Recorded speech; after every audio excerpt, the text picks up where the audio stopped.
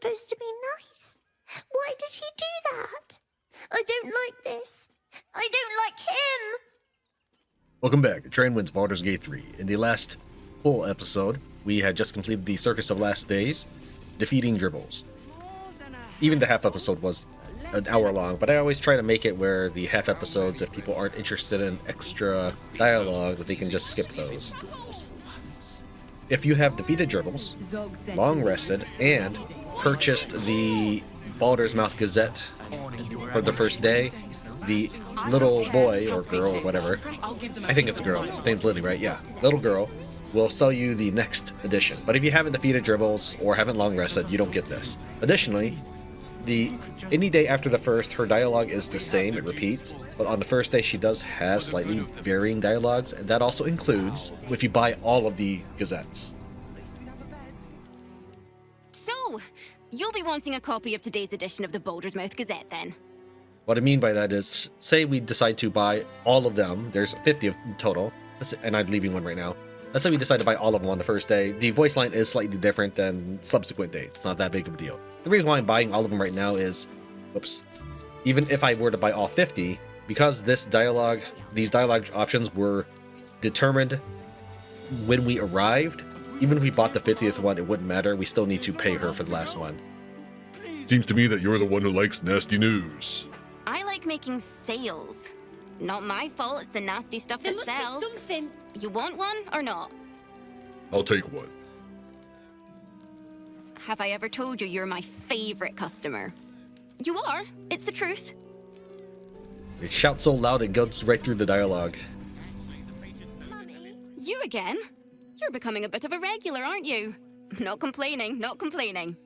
Unfortunately for you, I'm all out of stock for today. Come back tomorrow. There'll be something awful to read about, I'm sure. There always is. So let's take a look at it. They're all going to be the same.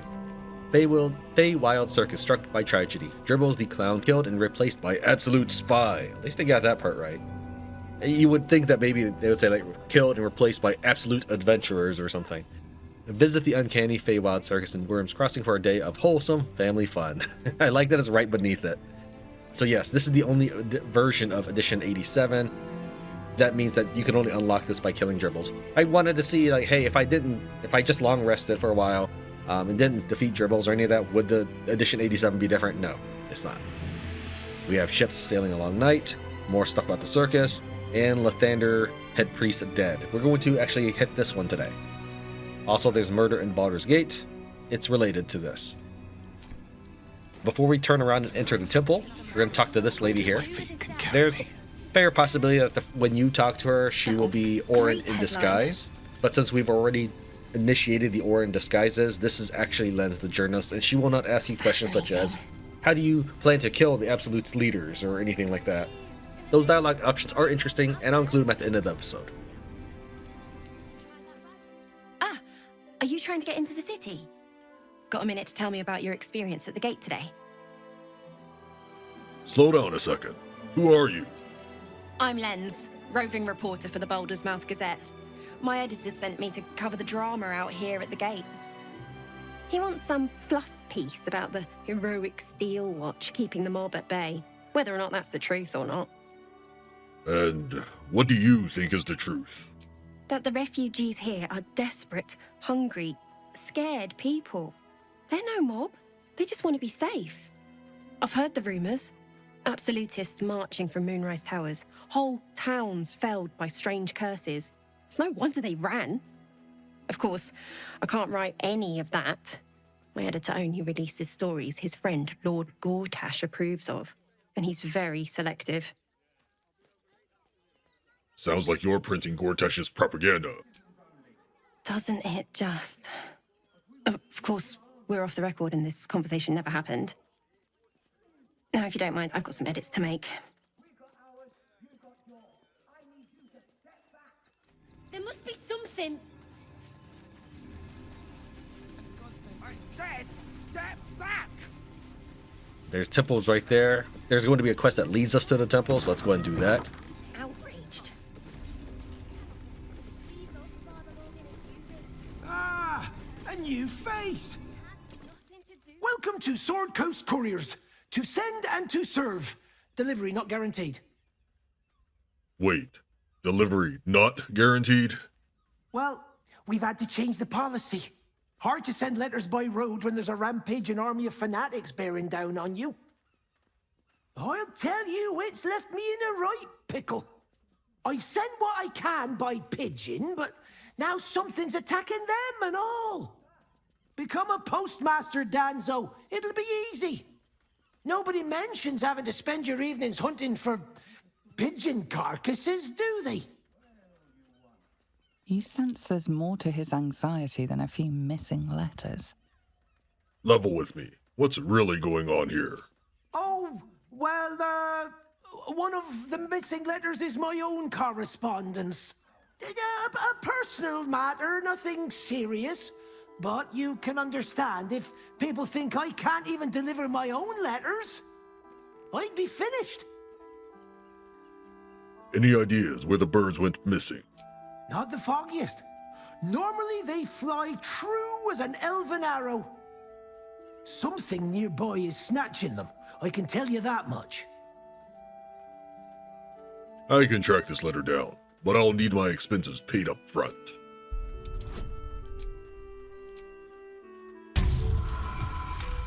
I suppose there's no harm in you taking a look. Here's something to get you started. Bring me the letter, unopened, and you'll get the rest. Wait. Okay. This isn't. We haven't actually. Okay. We haven't completed this mission, nor have we picked up the letters, but that's fine. I will show you how to actually do this mission. It's just bugged. Before we do that, let's go ahead and read this. Great headline. We have to steal it. It's a sealed envelope.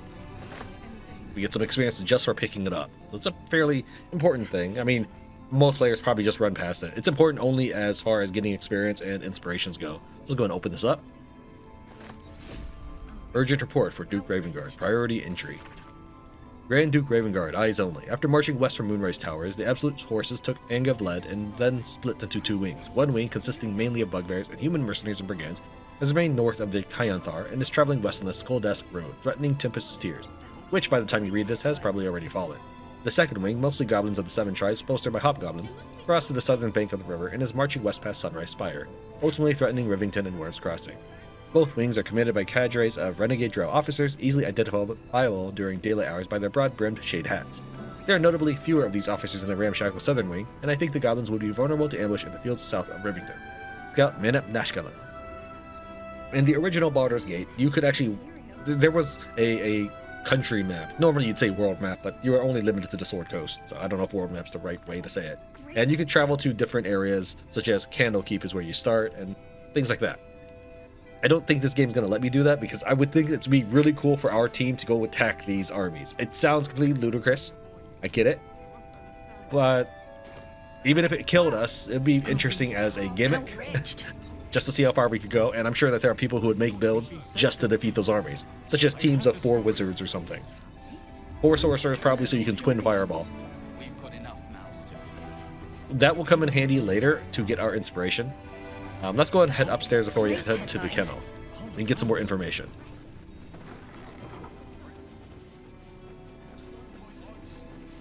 If you speak respectfully to the animals up here, you get another inspiration specifically for a soldier.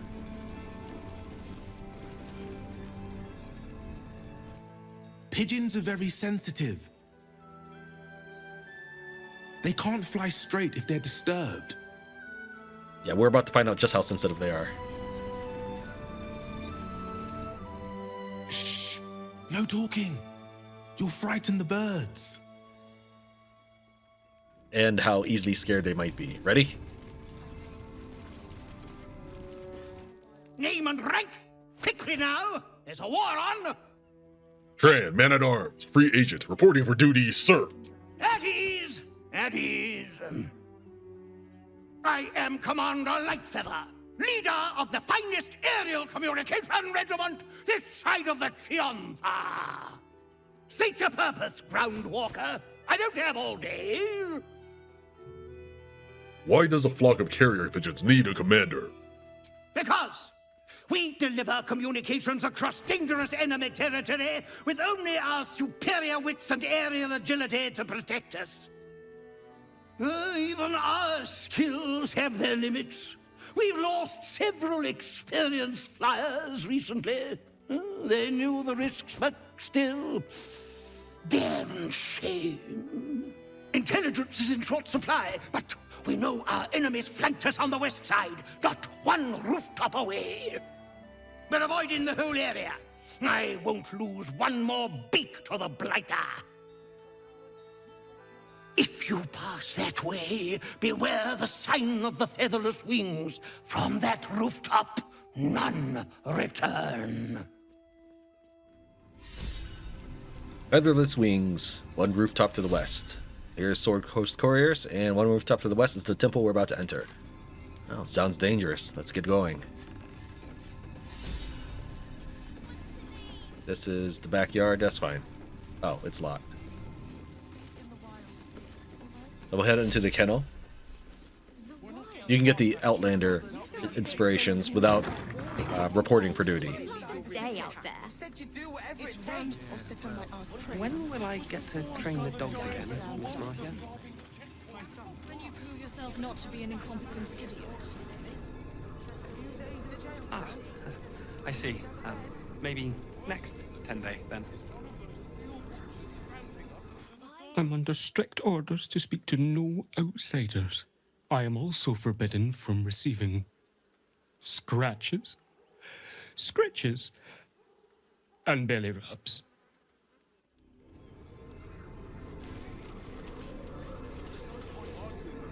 Mistress says not to talk to strangers.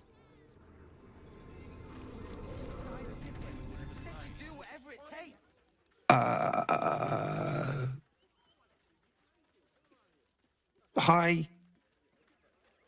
That woman seems like a harsh taskmaster. She's mean, but Dad says she'll toughen me up. True, boy, but only if you hone the anger she causes you. Make it sharp. Well, that's why I need to work hard in the kennels every day, to get tough. Dringo, get back to work. And you, what do you want? This is a private yard. You were being awfully harsh on the boy when I arrived. It's the only way to teach him. He behaves worse than the dogs and makes more of a mess. I think I found one of your dogs. Scratch. Found him, did you? I can't say I'm surprised. Gomwick never kept him on a tight leash. Bring him here, and I'll give him a once-over for you. Check him for worms and so on. Oh, yes, please, I'd love to see him. He's a good dog. We'd both love to see him again. Whistle for Scratch.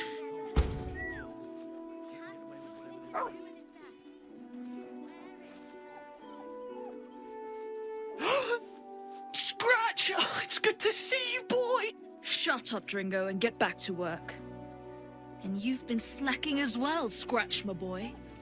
This dog is property of Sword Coast Couriers. I'll take him off your hands now. I thought Scratch belonged to Gomwick. Gomwick was his handler, not his owner. You shouldn't raise your hand to him like that. I can do whatever I please. He's my dog. Now get out. This is a private yard. You might be able to bully a dog and a boy, but threaten me and I'll snap you in two. Wow, we totally failed that one. How many bonuses we got? We had advantage and I guess a second advantage, which doesn't give us anything. So I guess that's reasonable. All right, let's go ahead and do a bardic inspiration. And just imagine Will playing in the background music during this confrontation. He's like the guy who follows you around and plays music when you enter a boss battle. You'll do no such thing. It's not just Scratch. She's always hurting the dogs. Shut your mouth, Dringo. Last warning. Don't know why the Lae'zel and Minthara would disapprove of that, but alright. I'll give you to the count of 10 to leave these kennels. 1, 2, 3, 4. Fine. You think you can do a better job without me? Be my guest. They're a useless bunch of mongrels. you're welcome to them.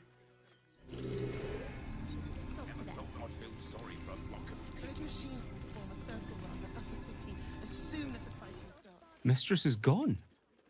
Mistress is gone! I mean, such terrible news. She will be missed.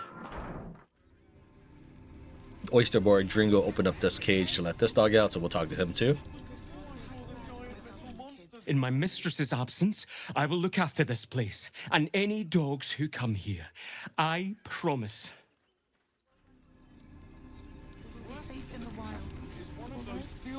Stamping us into the dirt. Thank you for making Mistress go away.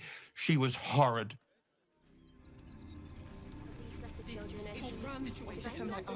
Even though Mistress is gone, I promise to be a good dog. No, the best dog. Personally, I don't even know why deception to talk about Gortash to her is even an option. Why would anybody believe that Gortash, high up in this Baldur's Gate city, is going to care about what one kennel is doing to dogs when he's already dealing with refugees in a war? You got rid of her. I'll do a better job looking after these dogs than she ever did. I promise. Alright, let's go ahead and now approach the temple. One day I'll catch a break. Don't make things worse. You want to let those thugs get away with this? Stop fretting. Still want you to stop together. If you won't, If you're looking for Ilmater's charity, you're out of luck. They've turned their backs on us, like everyone else. The priests will open the temple up again. You will see. They're good people, holy people. Is there a way I can get to the roof? I thought we'd be safe in the gate. Let's hop on over. I don't want to deal with talking to the temple just yet, because we just left the post office, so I'd like to deal with the post office stuff first, which means we need to get to the roof. Now, my character can fly, but the others cannot. then let's sneak into the circus. Actually, there's one way. We can use the circus. I just heard the kids say, let's sneak into the circus. And that is actually something we can do. The circus has a back gate, which leads to the temple. I actually did look up stuff about the circus terminology and rules and culture when I was preparing the episode about Circus of Last Days. And so there's things such as called the shoe, or which is, I guess, the shape of a circus. It's typically meant to resemble going in a direction that people of that culture are disposed to. Americans, for example, might stay heading towards the right. That's what I saw. She's going to be moping there until I talk to her, but I'm going to just leave her there for now. Alright, this gate and the other gate will both lead into the church. Just stay in, if you would, please.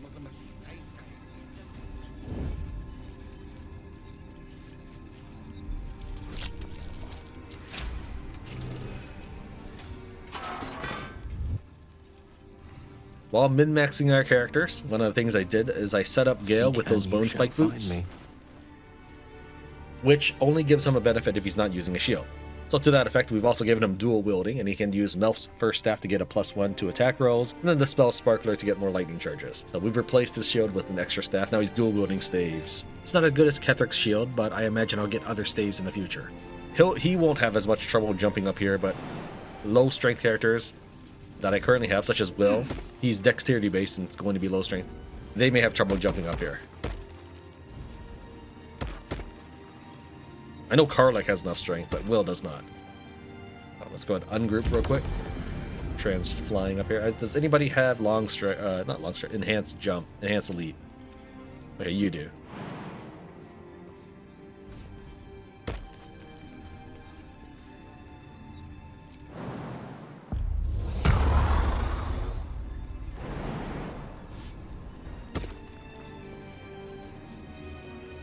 Come on, Will.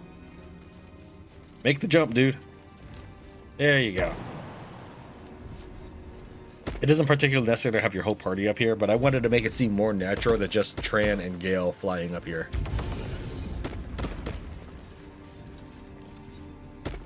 be on my way.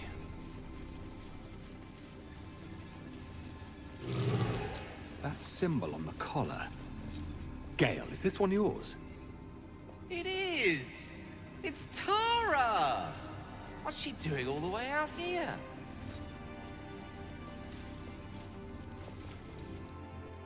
Mr. Dakarios, heavens! Fancy seeing you here. Tara! That can't be you, can it? I suppose you won't be terribly shocked to find your old friend Tara amongst the pigeons. They've always been a personal favourite. My, is that a ring? For us? Ugh, you shouldn't have. Enjoy yourself now, Tara.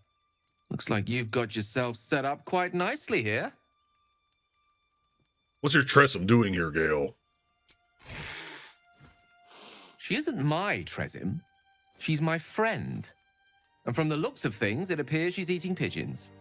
Can you ask her to stop eating pigeons? Oh, right. Did you hear that, Tara? Stop it? Well, these must be important birds indeed, Mr. Dakarios. Forgive me for feasting on their bodies and bones so very voraciously. Oh, she's agreed. Just about. We also have the bundle of letters,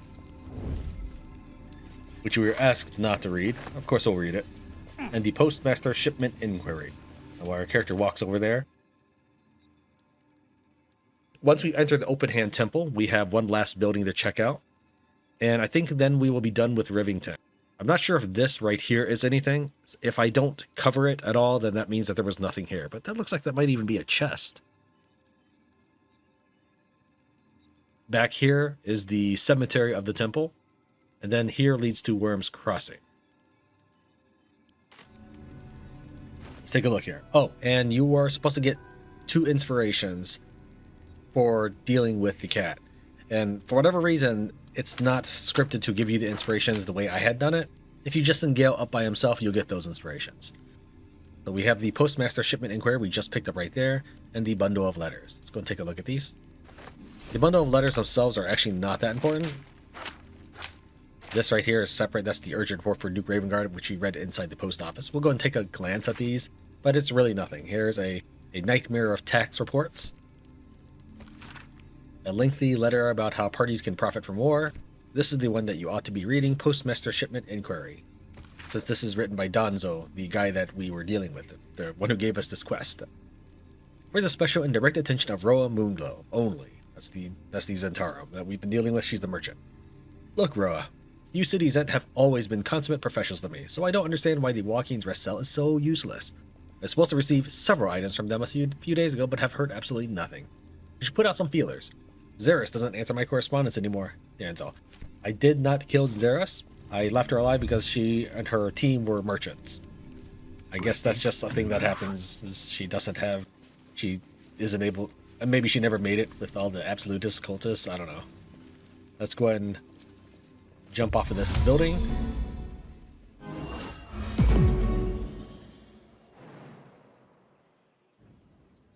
Now, interestingly, even if you have Featherfall, I believe you can still land on people and do damage to them. So if there were objects down here or bodies, it would do about 2 damage, 4 damage. You would think that Featherfall would negate that damage. It negates damage to your character from falling. But correspondingly, every action, reaction, you taking that damage would be equivalent to the object on the ground taking that damage. I'm just waiting for everybody to finish jumping off the roof.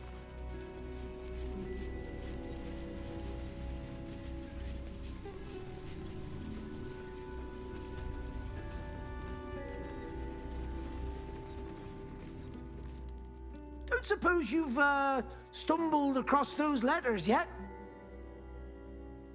I found the letter intended for the Zentarum. It made for very interesting reading. You read it? Technically, that's interfering with someone else's property. I should report you to the nearest manip. Tell you what, give it here and we'll say no more about it. I'll give you a nice little bonus as well, a finder's fee. What do you say? It'd be a shame if anyone Told the Zentarum you lost this. A real shame. Fine. Just give me the letter. Forget you saw anything. This never happened.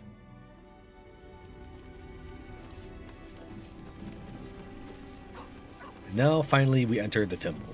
The temple we were putting off for last because it's quite vast, the stuff that we're going to have to do for this place.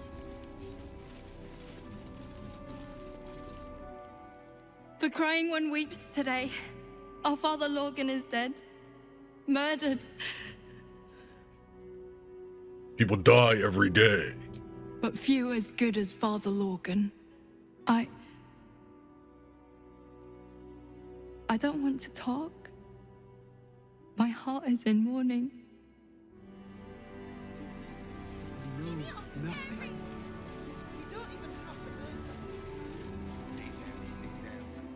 We let more outsiders in, and more Baldurians die. Duke Stelmane, Father Lorcan, it's no coincidence. Imagine fleeing to the city, only to be met with suspicion. The refugees face hardship at every turn. We have faith here, Bill. Faith in people, no matter where they're from. Who had more faith than Father Lorcan? How did that work out? He was murdered, or so I've heard. Exactly. Lorgan let a killer into our temple due to his misguided compassion. His faith got him murdered. Bill, I beg you, be quiet. Even sinners receive Ilmater's grace, and Father Lorgan knew that. We don't pick and choose who we aid. To offer alms to all who need it, that is a sign of a noble soul. Thank you, stranger. I take some solace knowing that he died in Ilmater's service. Does Ilmater's service involve protecting heretic absolutists? Or perhaps I missed that sermon. Enough, Bill. You seem a kind soul. Our temple is open to you. Walk well. Inspiration, a scorned closed heart. Depending on which monk you supposedly support, either the guy who says that ban refugees or the guy who says help people, you can get different inspirations. In our case, we sided with the open-minded priest.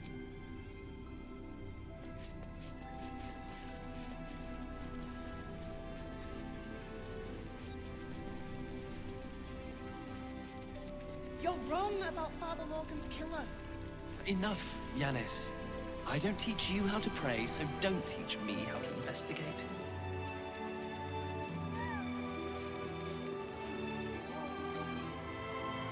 Look, investigator.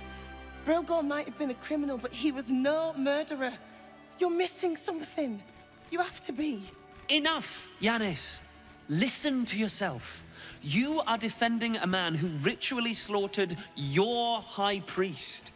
The evidence speaks for itself.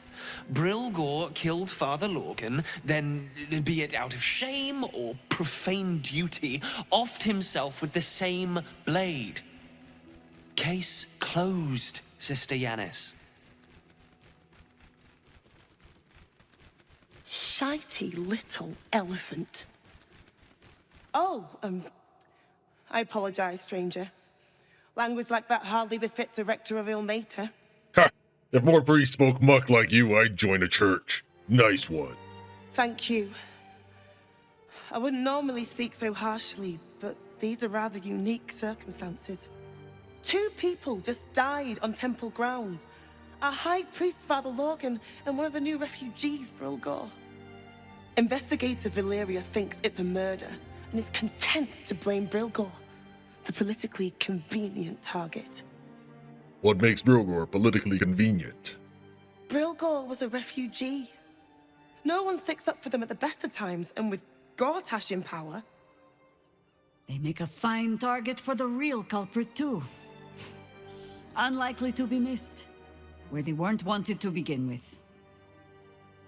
Well, I expect the Flaming Fists will ban refugee aid now one of them's blamed for murder. It would be a delicious irony if the Hierophant, a Celestial, was wrong. I'll look into it.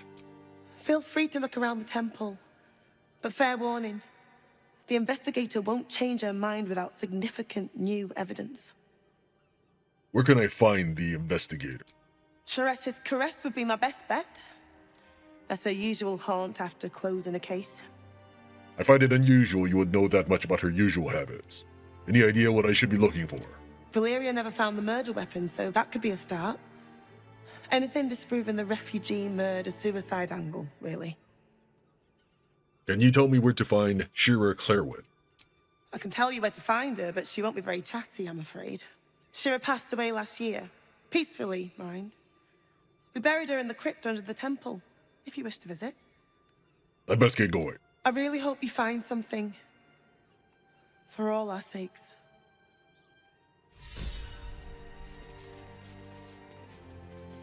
It is not for us to decide who deserves Ilmater's grace.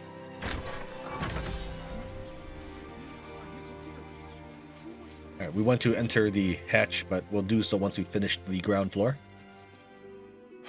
I've said all I have to say already. Now I just want to pack up my kitchen and leave. You should probably clean up the massive blood trail before you go. I'm not touching it. Not with a mop 10 yards long. That's Father Lorgan's blood. Why have you got a priest's blood on the floor? He was attacked in the cellar. He had a private altar down there. Used to like the solitude. The man ate like a horse. A soup-hungry horse. Usually took enough to feed a small clergy down there.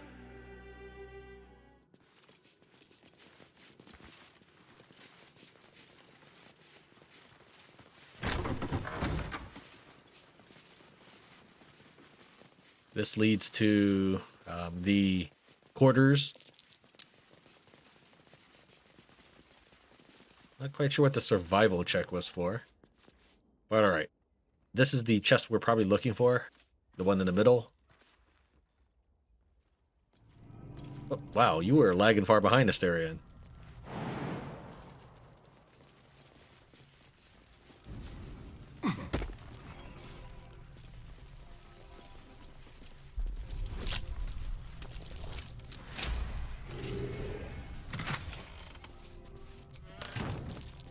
It looks boring and suspiciously shallow. Is there a false bottom? And we get a Confessions, Volume 1, Father Lorgan. I penned this from the temple cellar, the only place I feel close to the Ilmater's will anymore. I pass my gaze between the crests that hide my sin apparent, and I wonder, who are they to pass any judgment? They bark that those who arrive on our doorstep bloodied, beaten, fleeing from heretical hordes, are dirty, unwelcome, to be shunned. That it is a crime to house them, to bring them into the city proper. But if my back must be broken so others may step to the light, so be it. Alright, that'll give us a clue for how to progress once we've reached the area with crests.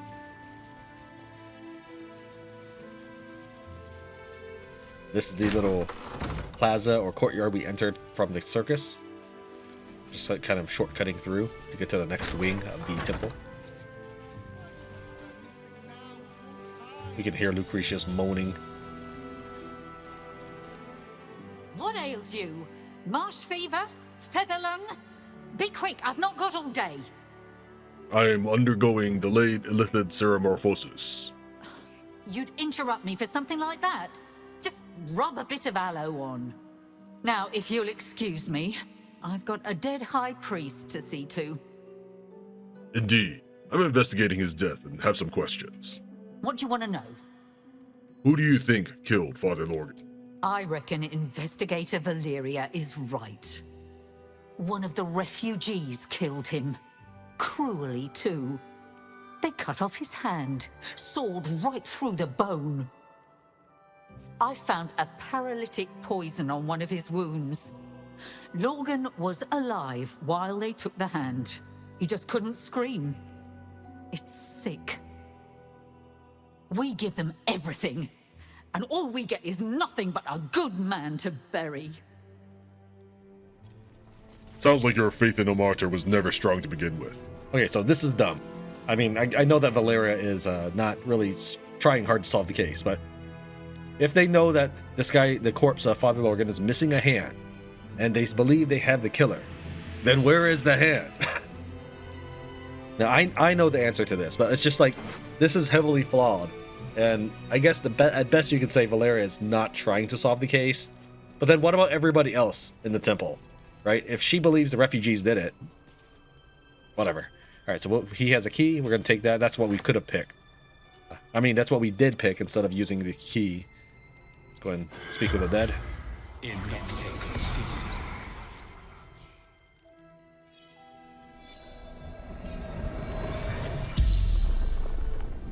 The corpse regards you lifelessly.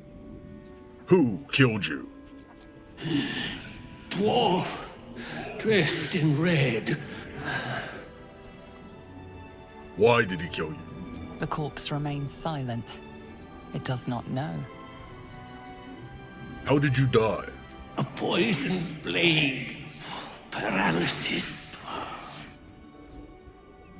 Where were you attacked? Tunnels from the cellar. Refuge. What were you doing when you died? Hiding Brilgor from fists. The spell's power wanes. You can ask no more questions. The animation is of the floor, but he's on the bed. She has nothing to say about you speaking with the dead, him. The head priest does, but we're not really that concerned about her. What we need to do is get to the backyard over here. You need to find the appropriate door for that. There it is. Apparently the door is not supposed to be touched. If someone were here, they would be upset with us. Now, she did say Sharwin is dead, but she mentioned the crypt below, so you would not find Sharwin here. The only thing of interest to us is this grave here, which is the supposed killer. Brilgor fell to anger and rage, taking Father Lorgan with him. May Ilmater forgive him. Okay, let's do the noble thing and dig up his corpse.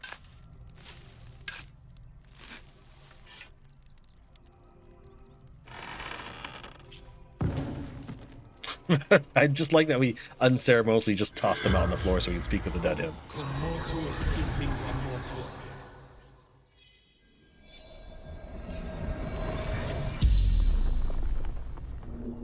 The corpse regards you lifelessly. How did you die? Pierced. Once. Paralyzed. Were you alone when you died? Father Lorgan, helping me. Who killed you? Dwarf.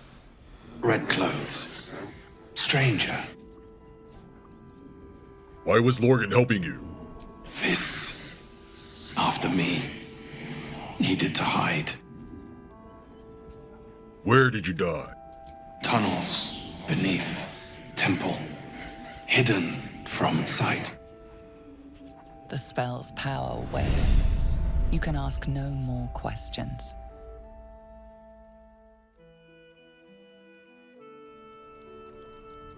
Can't pick up too heavy.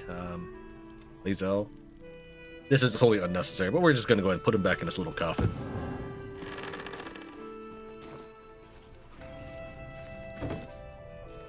And over here will lead to the circus should you choose to pick that gate. Take a peek in here.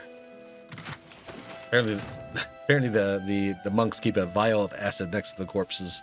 Wonder what they could be using that for. Alright, now we need to find the cellar. If you remember, we skipped over a hatch way back here in the kitchen.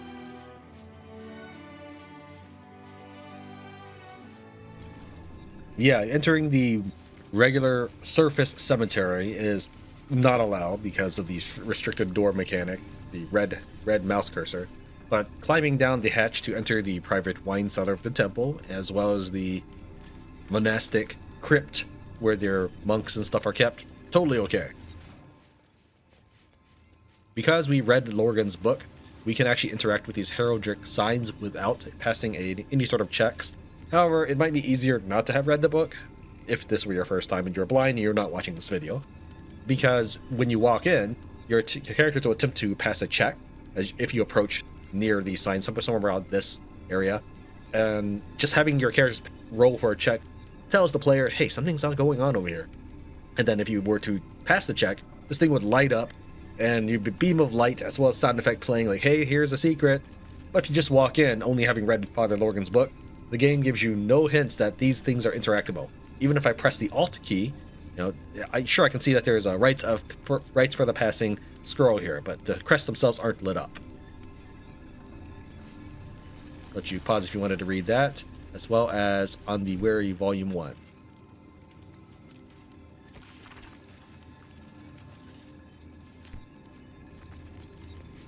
Before we proceed deeper into the catacombs, we wish to deal with the Shira Clarwen thing. A crypt. This must be where Shira Clarwen is buried. Not Sharwen, I guess Shira Clarwen. I mixed those two names together. The one you need is right here. Here lies Sister Shira Clarwen, date of birth unknown, died 1491 DR. Here it is, the tomb of the Amulet Spirit's granddaughter.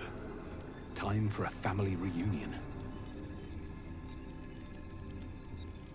Let's go ahead and pass this over to Tran. We'll chat with him before we do anything. Despite everything.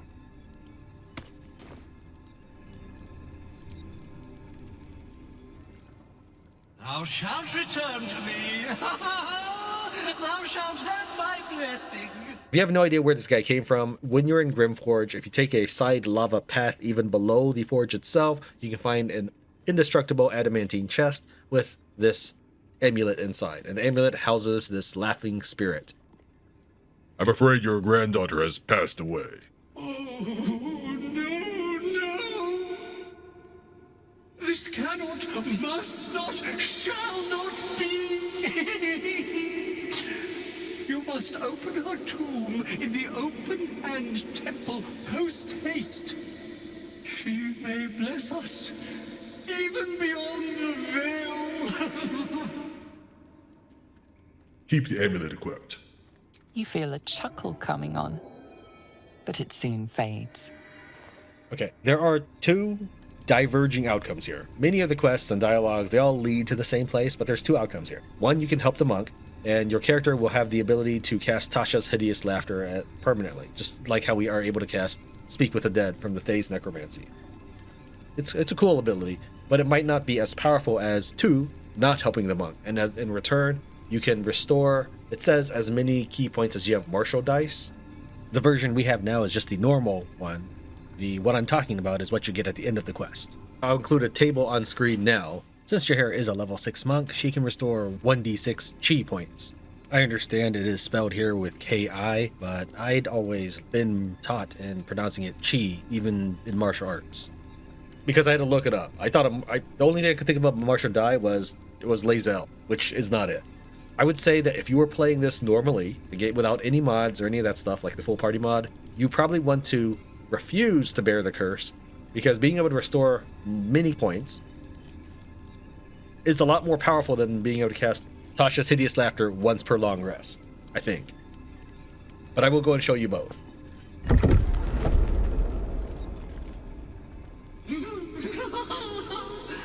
Darling Shira, faithful to the crying god, long didst I wait, only to find thine empty flesh. Gone thou might be, alas.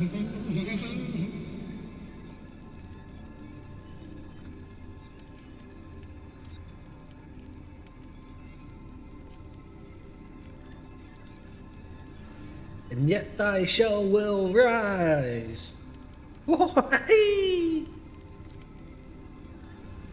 Oh, honored Shira, her spirit hath fled, and her body but merely a husk.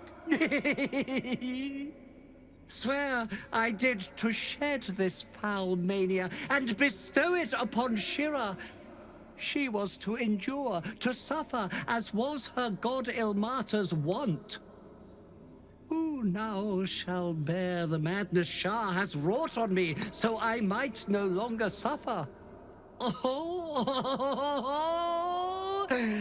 shall it be thou? And what happens if I say yes? Thou shalt know the extent of Shah's mania, Tasha's hideous laughter at thine beck and call. But at what cost? Who might say? Ponder what you know of the monk's affliction. What are the consequences of accepting it?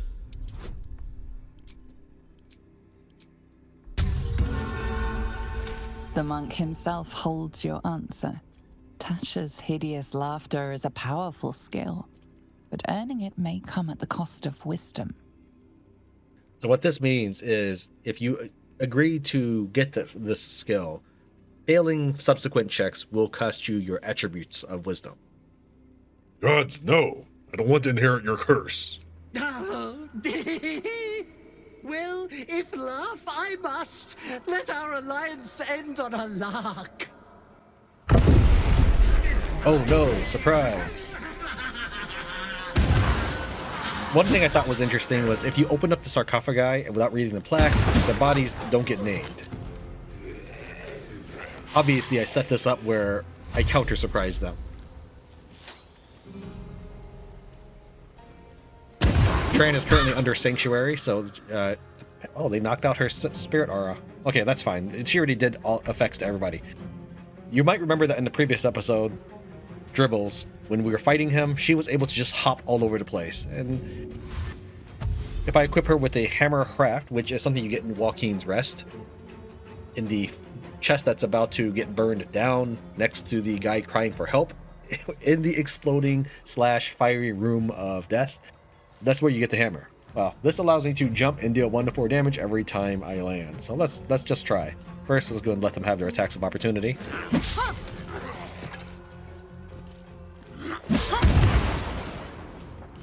Each zombie is worth 110 XP, though you do not have to kill them individually because this guy has the possessed trait or condition, which clues you in that maybe if you defeat him, all the other zombies are defeated.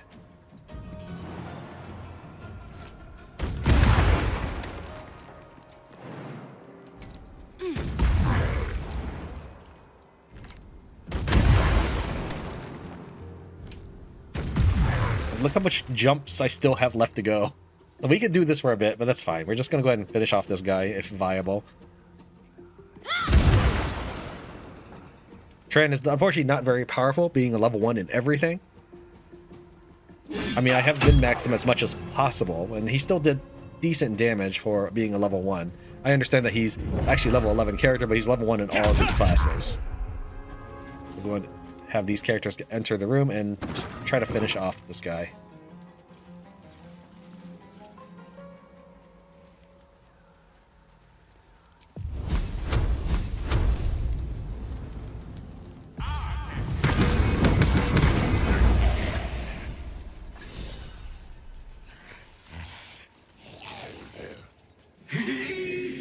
Eternally cast then, my spirit be.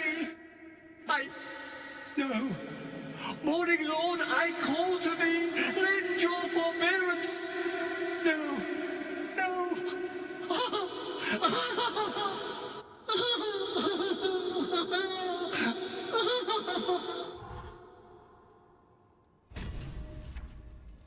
I hate it had to end like this.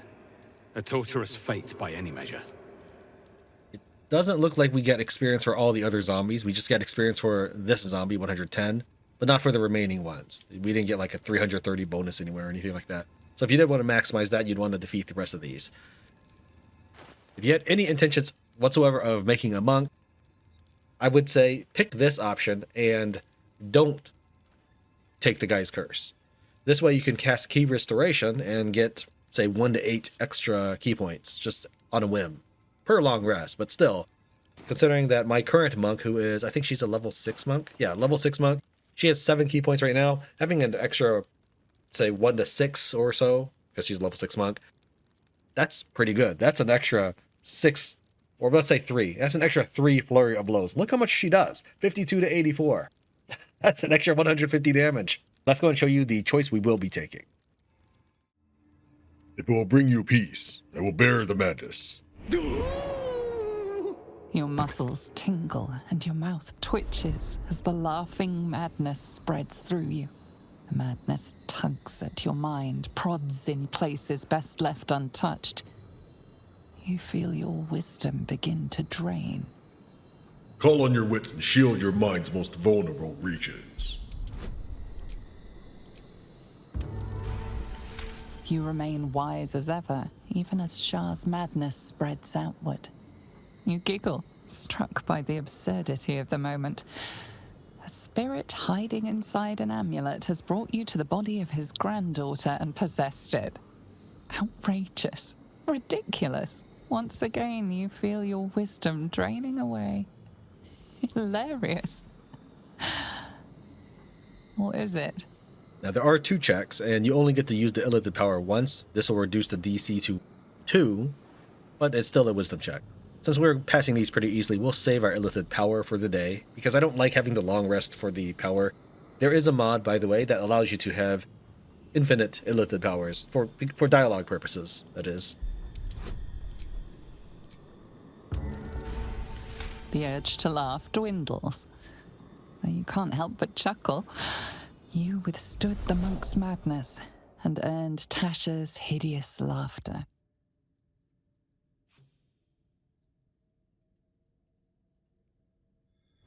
My friend, forgive me, for this mind was not mine own. May laughter be thy gift, never thy curse. The morning Lord calls. Canst thou feel the warmth of his blessing? This is not my final twilight, but a new dawn. Farewell. The corpse is an empty husk once more. The monk, liberated from madness, is finally at peace. He's gone. Well, he was always good for a laugh. Unfortunately, we can't seem to put this corpse back in, and that's fine. Let's take a look at the amulet. It is now just a regular, plain, ordinary amulet with no functions whatsoever. There's no benefits. You basically de-enchant the amulet as a return. The reason why we're picking this option, though, which is technically the good choice, is because our character is looking for the pursuit of power. And while an artifact is more powerful, the artifact itself is more powerful than, say, being able to cast this spell once per day, I think it fits with our character being selfish and wanting all the power for himself. So, like, that's how I feel about our character, is he would rather, instead of give a little bit of extra power to Jaheira, who's unimportant in our party, more power to him that he will never use. If you were to flip both of these hero signs, you'll find a button underneath. And then this will open up. Well, we won't take this way just yet, because there is one more door to check out.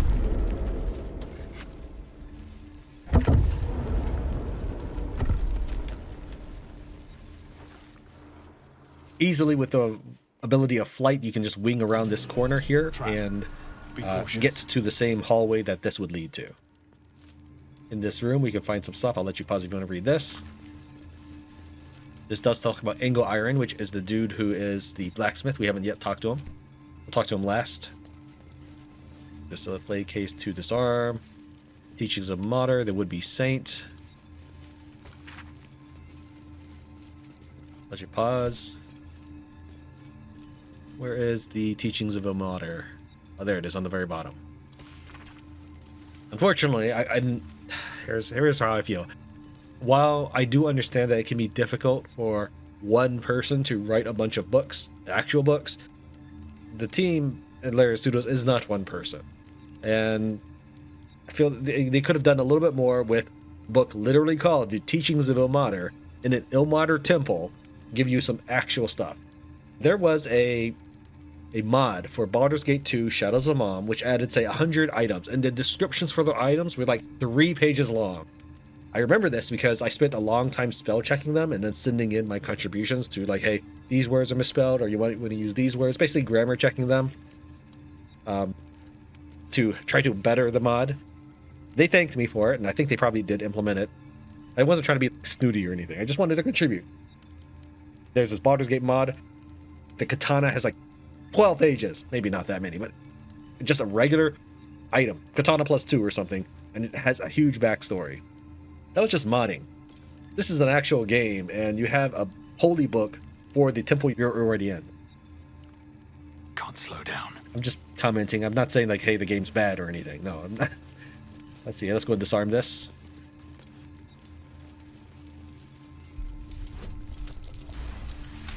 In fact, speaking of mods, I've been thinking of trying to implement, generate code. I don't know what the right word for this is. So there are weapons in the game that you cannot equip, such as the Minotaur's Great Club, or in the case that I want, Raphael's hand crossbow. Yurgir's hand crossbow. Yurgir is the demon that you find in the Char's Gauntlet, and if you cast Command Drop on him or disarm him, you can get him to drop his hand crossbow, which you cannot equip. I'm thinking of attempting to learn how to mod the game just to allow me to equip all these things again. Before the patch, they'll say 3 or 4 or whatever, you could equip Minotaur's Great Clubs and such if you were to drag. Let's say this shovel was the Great Club. If I were to drag this two-handed sword on top of it, you would be able to equip the Great Club. That's how Tran equipped it for the first several episodes. The patch has since removed that ability, and I think that's bogus. Why? Well, I mean, let's say Karlach. She has literally the strength of a cloud giant. Let's see, where's that potion? Literally the strength of a cloud giant. If you want to limit it just based off of her size, then in older versions of D&D, I think, I'm not 100% sure about that. So my knowledge only comes from computer games, which takes inspiration from and may change the rules so that it fits in their game engine, okay? But older versions of D&D, halflings and gnomes, and I think just halflings and gnomes, and Kinder, which is not a race that people play anymore. I don't know if that's like a legitimate race or has been like retconned out of existence, but they could not wield like two-handed swords and halberds. Something that I say a longsword would be essentially a two-handed sword for a halfling. Dwarves could use those, but halflings could not. Meaning, giving say your halfling a great axe is a no-go. If we're so worried about sizes, why can a halfling then use a two-handed greatsword? Why could I pass Lae'zel's psionic silver sword of the astral plane to the halfling? Not that we have a halfling in our team. I don't mind that a halfling uses it. I'm just saying, like, taking that logic and applying that logic to other parts of the game, we should be concerned about size small creatures being able to use large or medium weapons. What size? So yeah, humanoids are medium-sized. Oh, and there was a scroll of arcane lock in that little treasure room. That is the first scroll of arcane lock we've found all game. Chances are, unless the game patches heavily, it'll probably be for you too. Never get the fun job, son. Be patient, child. Very well. Soon. These are doppelgangers, and they'll turn hostile as soon as they see you. There probably is some way you can have dialogue with them, such as if you side with the doppelgangers much earlier. Why does Dolor get all the finest weapons?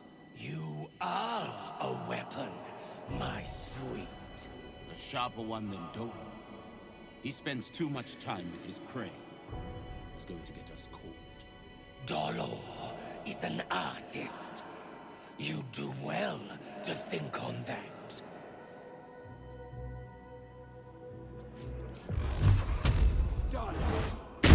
Get the surprise round. Let's go ahead and get the rest of our team in there.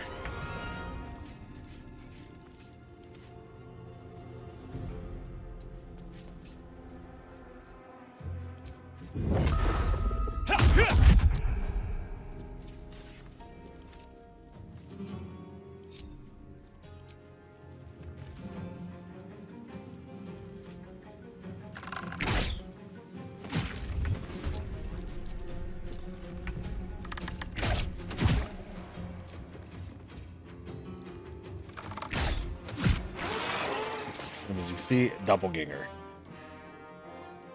I don't know if it's going to be true for all of them, but doppelgangers appear to have high dexterity So if you're looking to attempt to incapacitate them, just know that.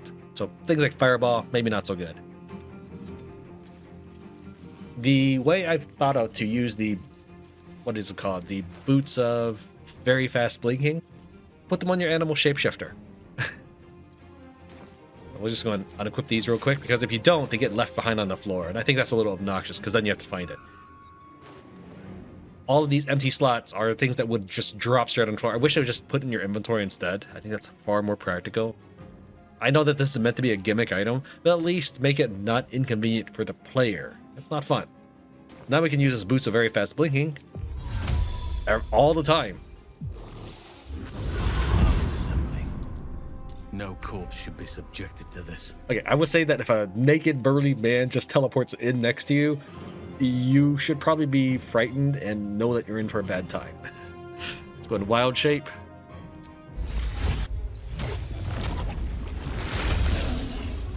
So that's how I thought of how to use the blinking spells. He can blink regularly. That's not a one-time-a-day thing. It's just whenever I feel like. Still on my feet.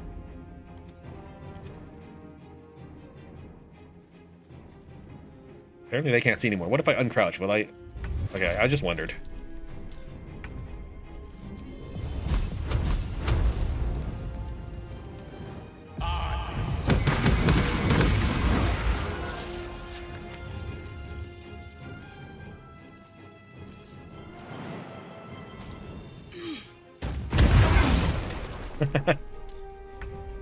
Why can't you attack? Oh, I guess he hadn't animated draw on her weapon yet. She's still recovering from the landing. 2 more damage. Come on, game. I didn't want to... No, let's give other people a chance to do stuff. Okay, Minthara.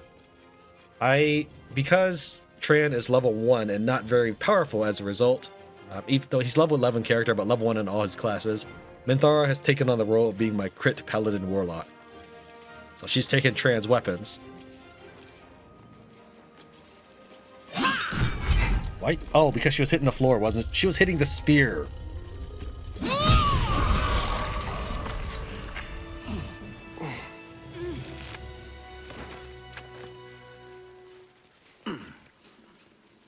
I do like the doppelganger names. Rudd, Muzz, Field Report, Deathstalker, Zoom. Sprint. Dolor is talented, if a touch careless. What's Dagger that? he discarded lurks within these caves somewhere, though I know not where. And smell it. The fear musk from his kills stands in the air after the act, because he lets them marinate first. They stand, lie, sit, stock, still as the poison fills their limbs with lead, knowing only 2 perfect facts. They are going to die, and there is nothing they can do about it. We get a flowery key. This key is splattered with blood, inscribed with the address of Frago's Flophouse in Worm's Crossing. Let's go ahead and speak with the deadless corpse.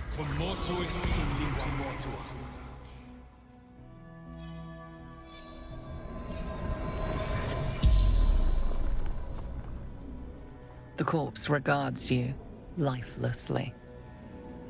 Did you kill Father Lorgan? No. Dolor did. Splendid. Kill. Who is Dolor? Our blood-red dwarf. Tricky. Hungry. Where is Dolor now? The corpse remains silent. It does not know. Is Dolor one of you? Yes. But wants more.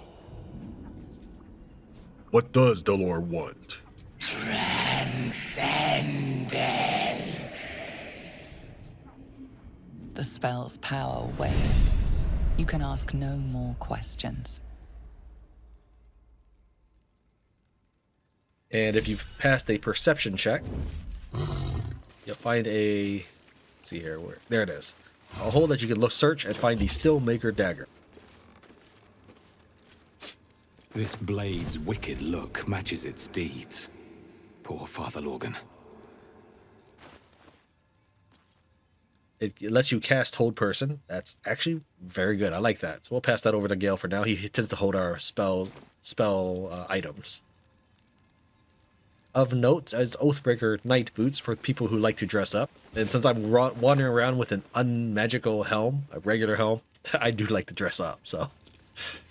And then out of these corpses, you'll want to search Penella Lumpensix. She has the clown's severed torso. A colourful torso torn and butchered. Hello, Dribbles. The effigy of Lassar who watched and waited. What use? Her eyes. She thought herself a huntress, but couldn't fathom her wool. Below is an exaggerated signature written in blood, or in the red. Like, they could have just made, instead of having text typing stuff, why not do a signature? Alright, there's still a lot left to search in these cellars, which surprises me, considering, there's all this construction. Are we to believe Father Lorgan did all of this himself? Or that he hired carpenters or masonry people to do this without anybody knowing how extensive these cellars / basement is? So all of this will lead back to the secret passage room that nobody seems to know. And look, you can see that there's obviously stonework done here. It just mystifies me that nobody knew that Father Lorgan had an entire path lies before area underneath the temple.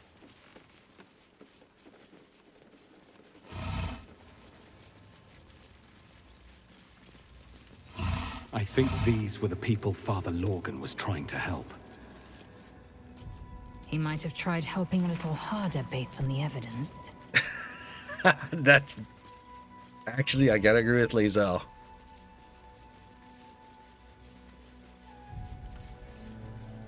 Alright, we have here some skulls, and I guess we're to believe that Orin decided to take his time carving off all the flesh of these skulls just to hang them up. I think it's a better story if it was Lorgan doing that. If you were to proceed down this way, you have to deal with perpetual cloud kills. And while there are a couple vents, I wasn't able to find the vent for this one. I think I did find a vent for this one and this one. Another thing you could do is cast something like Darkness. As far as I can tell, the game engine only allows one surface condition, such as fire or acid, and then one aerial condition, such as darkness or cloud of fog, or is it called fog cloud? Not sure which. Those are aerial conditions. I'll show you an example. Let's have Mysterion. So right now, if I were to walk in it, I would take 20 odd damage. But if I cast right here, suddenly I can walk in it. There can only be one fog at a time. Now, I will say that you may have spells such as, and we can disarm that. Someone doesn't like visitors. But all that does is removes this one. I was not able to find the one that removes this one. There is a chest there. I don't remember it being super good. We can check it out. And yeah, Gust of Wind does nothing. Let's go and disarm this. Just in time for my fog cloud to disappear. Either that or disarming that just removes the cloud as a coded trigger in an attempt to remove the cloud kill. Alright, so we'll go and cast.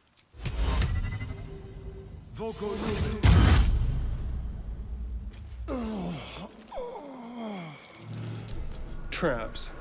How considerate. See, there should be something, but I'm not able to locate it. It's probably like underneath the rock. I have tried moving the chest, but I was never able to discover it. Wow, perfect. Awesome. So glad that if you were to go through that cloud kill without doing something about all that, you would be so glad to get those things. Also, Father Lorgan, why did you do this? Yeah, let's head on the other side. This is back to the blood room, where the bodies are. Instead of going through the cloud kill area, we'll just take our party through here. That's the cloud kill area right there. We'll leave the party. This will take us out to the main... Actually, no, we'll take the party because the party does have some chatter. This will lead us out to the beach where we met the Stone Lord group. Once you've left the cave, you can't go back in unless you were to move the rocks. So let's back away so we can see what's going on.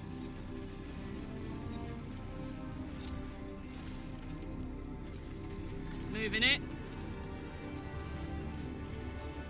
You can see that there's bloody footprints, and you have to individually move these things. Then you can go back through. Looks like we should be able to break this, but it doesn't have a health bar, so I don't know about that. Time to press ahead. In this direction is the broken ship where we found the elemental amulet. Care for a dip, Will? It would be my pleasure, Karlak.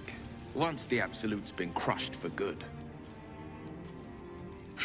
Heroics don't leave half enough time for messing. That might be worth a look. What's that?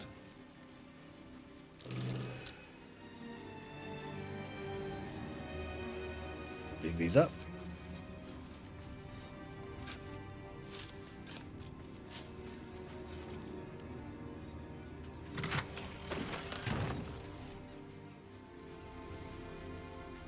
See the boats. None of the boats have ever anybody piloting them, but maybe they're below deck, I suppose. So you would think that's kind of risky, given that there's all these rather tough rocks, not like dirt and sand like over here, but no, if you went off course even a little bit, if a current just pushed you in one direction, you'd be slamming your ship into that. Let's climb up these rocks to get back to town.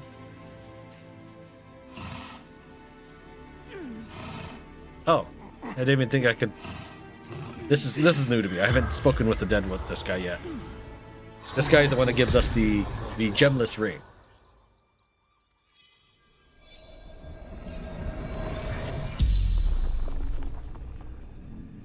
The corpse regards you lifelessly. What happened to you? Pushed. Felt bones break. Darkness. Do you have any next of kin? None. Tell me about the gemless ring I found with Brothers. Died on the road. Man tried to buy. What's the last thing you remember? Man. Buying heirlooms. Vulture. Challenged him. Where are you from? East. Fled armies. Lost everything. The spell's power wanes. You can ask no more questions.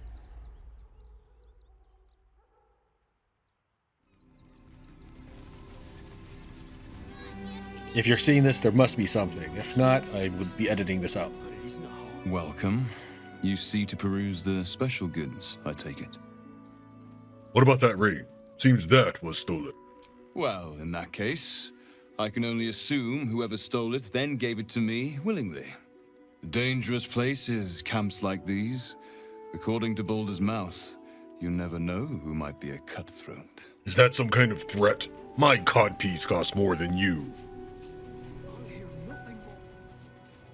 Okay, we are now back with some answers. How goes the search?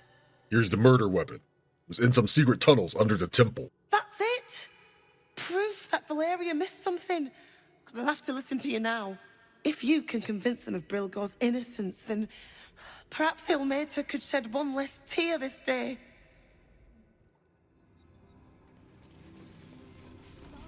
And then we have one final thing I'd like to cover before we close down the episode, and that is head to the blacksmith. We would never hurt him. Just a bit up the He street, had nothing to do with his death. right here, We swear it. we find something, I think it's called Rivington General. I should be able to just tell what the name of it is instead of having to go up. That's the point of seeing a sign from a distance. Rivington General. I actually like this character a lot right here. I don't know why. I think it's just because she's so excited. Hi! Welcome to the Rivington General. Browse carefully. The weapons are sharp. At least we'd have a bed. Hi! Or want a blade? Or a bow? Or a dagger? Or maybe a spear is more your thing? You look like you know how to use a spear. buy a spear. What'd you say, huh? Tone down the excitement, will you? You're giving me a headache. Sorry. I just get so excited doing the best job ever. Really? Customer service is your idea of the best job ever. Yeah.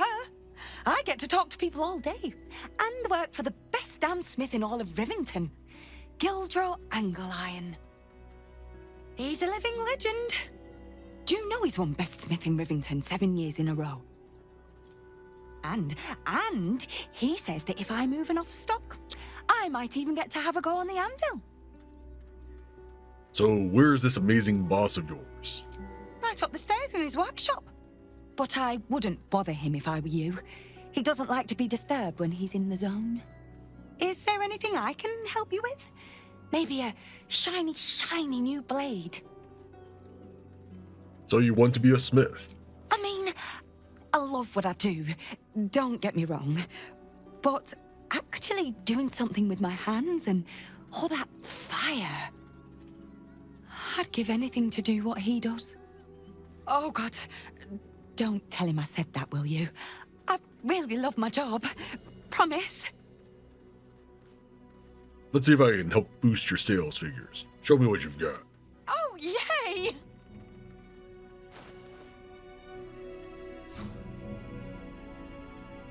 We have the Bone Spike Garb. You gain 15 temporary hit points when you rage, and reduce all incoming damage by 2. If you're hit by a melee attack, the attacker takes 1 piercing damage. The Dancing Breeze. The only thing interesting about this is that it has not only +2 weapon enchantment, but 1d8 slashing. Strike out at all nearby foes, making a separate attack rolls against each target.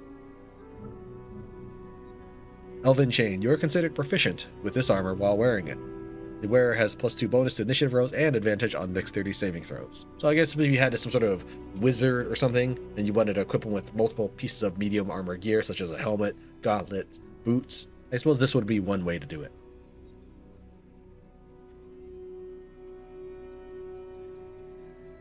Stalker Gloves. You gain +1 bonus to initiative rolls, and your sneak attack deals an additional 1 to 4 force damage. Not bad. I don't think I would put this even on Asterion though, because Asterion does multiple shots per turn, and you can only do 1 sneak attack per turn. Whereas Asterion's current gauntlet adds something like 1d4 fire damage per attack. Yeah. Swear's Sled Board. The shield shrouds the wearer with Force Conduit at the start of its turn in combat. Force Conduit, if you recall, is something that is a defensive trait or condition that, if it reaches at a high enough capacity, will detonate in an area around you. Let's take a look. If the entity takes damage while it has 5 or more turns remaining, it deals 1 to 4 force damage in a 6-meter radius. This doesn't seem to build up Force Conduit, so it's just something to get you started with it, or at least give you a minimum layer of protection. You would have to wear something else to build up those Force Conduit points. And that's it.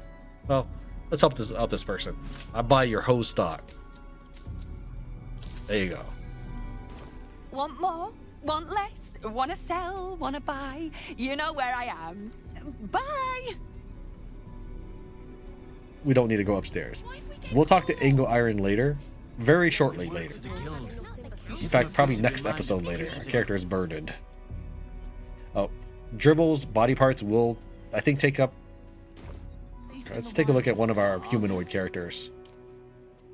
Roughly, I think 74 kilograms. 74.9. Very, very close to 75 kilograms worth of weight.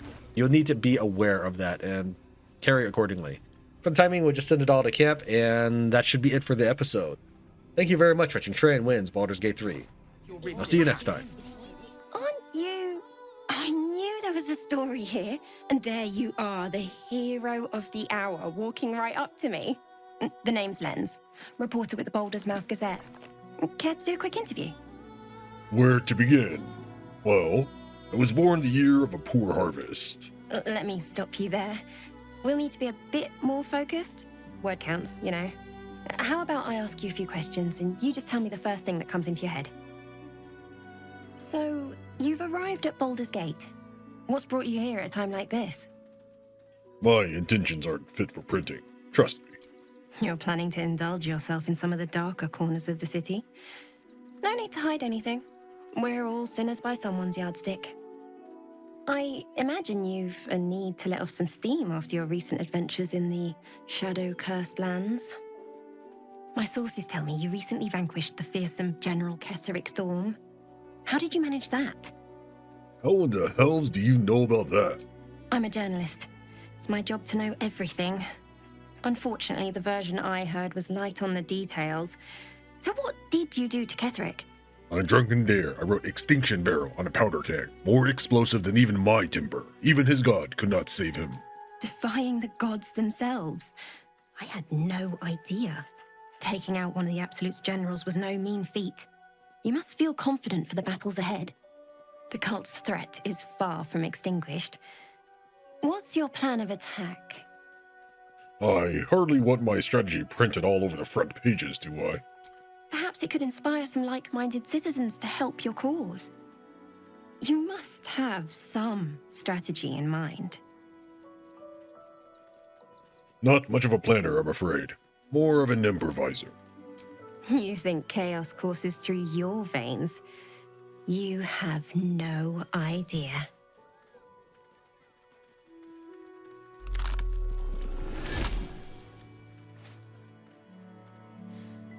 You think I can't sniff the secrets hidden in your pretty skull? What you seek, what you need. Remember, his throat spits lies, but my blade carves the truth. You will read it on your skin soon enough. That's a nice ring. Oh, wait! Come back! I'm sorry if I came on too strong.